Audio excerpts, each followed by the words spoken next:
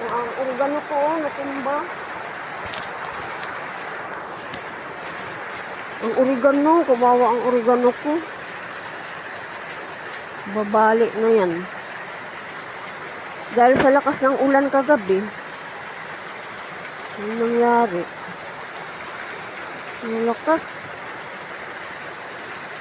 Medyo no. Pumasok yung anak ko kanina, akala niya hindi na uulan.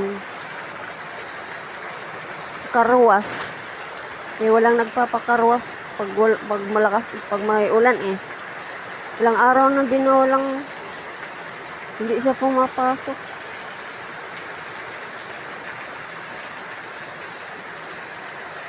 Akala ko ula na ang ulan, akala ko malis na ang bagyo.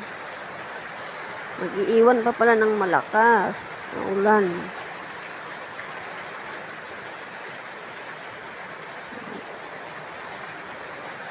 Thanks for watching. Ingat kayong lahat.